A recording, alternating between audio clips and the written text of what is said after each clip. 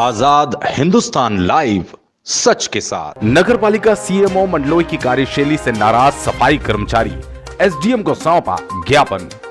कर्मचारियों ने कहा, वेतन की मांग करो तो नौकरी से निकालने की सीएमओ साहब देते हैं धमकी। कर्मचारियों को जन सुनवाई में बुलाकर समस्या के निराकरण का एसडीएम अनुकूल जैन ने दिया आश्वासन। इन दिनों नगरपालिका बड़वाह में नवागत सीएमओ राधेश्याम मंडलोई के आने के बाद उनकी कार्यशैली के चर्चे नगर में गूंज रहे हैं। जहां सीएमओ मंडलोई अपने पिछले कार्यकाल में स्वच्छता मिशन के लिए जागरूक नजर आ रहे थे, वहीं किसी कारण से उनका स्थानांतरण रतलाम कर दिया गया। लेकिन उनको ये स्थानांतरण रास नहीं आया और वो न्यायालय से स्टे लेकर एक बार फिर बड़वाह नगरपालिका में आकर सीएमओ कुर्सी पर विराजमान हो गए। लेकिन श्री मंडलोई के जाने के बाद प्रशासन द्वारा प्रेम कुमार वासुरे को सीएमओ पद पर नियुक्त किया गया। हालांकि श्री मंडलोई के आने के बाद श्री वासुरे के सामने अपने विभागीय कार्य को लेकर असमंजस की स्थिति निर्मित हो गई। दरअसल खरगोन जिले के बड़वाह नगरपालिका में पदस्थ नवागत सीएमओ राधेश्याम मंडलोई द्वारा दोबारा नगरपालिका में आते ही अपनी पिछली कार्यशैली के अनुसार नगर में साफ सफाई और शौचालय की साफ सफाई कार्य को अंजाम दिया गया। लेकिन अब एक बार फिर नगरपालिका के ही सफाई कर्मचारी श्री मंडलोई की कार्यशैली से नाराज होकर ज्ञापन देने को मजबूर हो गए। उल्लेखनीय है कि नगरपालिका सीएमओ राधेश्याम मंडलोई की कार्यशैली से सफाई कर्मचारी शनिवार को नाराज होकर उनकी शिकायत करने एसडीएम कार्यालय पहुंचे, जहां उन्होंने एसडीएम अनुकूल जैन को एक शिकायती ज्ञापन सौंपा। नगरपालिका कर्मचारियों ने अपने ज्ञापन के माध्यम से बताया कि हम सीएमओ श्री मंडलोई से वेतन की मांग करते हैं तो हमें सीएमओ साहब नौकरी से निकालने की धमकी देते हैं, अभद्र व्यवहार करते हैं। सफाई कर्मचारी लखन, विक्रम, मिथुन, गणेश ने बताया कि हम हमारे वरिष्ठ अधिकारियों के कहे अनुसार समस्त कार्य करते हैं, जबकि हमें 2 महीने पुराना वेतन अब तक नहीं दिया गया। वहीं हमारी पीएफ की राशि भी जमा है। इसके बावजूद हमें हमारी मेहनत की पगार का भुगतान आज दिनांक तक नहीं किया गया और इसकी मांग की तो वर्तमान सीएमओ श्री मंडलोई द्वारा हमके धमकी दी जाती है। उनका कहना है, अभी काम करो, वेतन की बात मत करो, नहीं तो तुम लोगों को नौकरी से निकाल दूंगा। पहले भी मैंने 100 कर्मचारियों को नौकरी से बाहर कर दिया है, अब तुम लोगों को भी नौकरी से हटा दूंगा और मेरा कोई कुछ नहीं बिगाड़ सकता। उन्होंने बताया कि सीएमओ द्वारा अभद्र व्यवहार करते हुए जाति सूचक शब्दों का प्रयोग भी किया गया।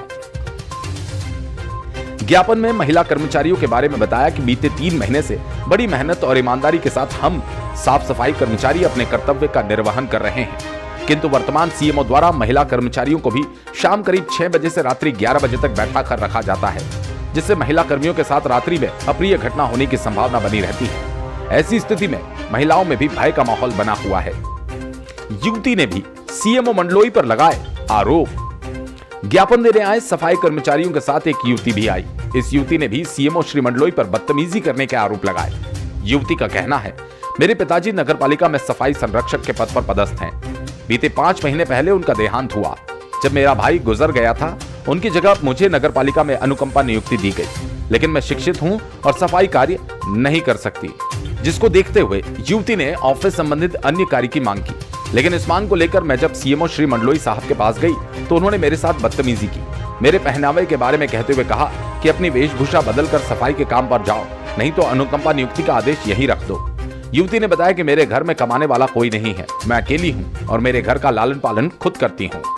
बड़वाह से चीफ एडिटर नवरत्न जैन के साथ सिटी रिपोर्टर विकास पवार की रिपोर्ट। नगरपालिका में सफाई कर्मचारी के पद पर कार्य करते थे और आज उनकी डेट हो चुकी है, उनको 5 मंथ हो चुके हैं। उनकी अनुकंपा नियुक्ति मुझे दी गई है, लेकिन मुझे सिर्फ सफाई करने का काम दिया जा रहा है। लेकिन मैं पढ़ी लिखी हूँ, मैंने बीकॉम फर्स्ट ईयर कंप्लीट कर रखा है, तो मैं सिर्फ इतना चाहती हूँ कि मुझे पढ़ा लिखा को कोई काम दिया जाए, कोई ऑफिस में काम दिया जाए या फिर हाजिरी सेंटर में कुछ भी काम दिया जाए। लेकिन मैं सफाई में कार्य करना नहीं चाहती हूँ, तो क्यों मुझे सफाई में कार्य जबरदस्ती दिया जा रहा है? इसको लेकर आपने किसी से बात की है?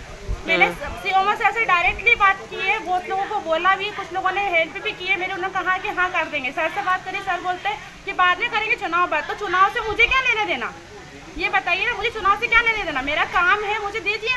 अगर मैं ये काम नहीं करूँगी और मैं बोलती कि मुझे काम करना है ऑफिस में, तो मुझे बोलते हैं कि आप अगर ये काम नहीं कर सकते सफाई का, तो आप आदेश यहीं पे रख दो। कपड़ों का भी बोल, कपड़ों की बात मुझे ये बोला गया है कि मैं मतलब मैडम जैसी रहती हूँ, मेरा पहनावा वैसे ही, क्योंकि मैंने स्टडी कर रखी है। आप जानते पढ़े लिखे इसलिए कैसे रहते हैं, और कि जरूरी नहीं कि वाल्मीकि समाज में अच्छा से नहीं रह सकता, पहन और नहीं सकता क्या?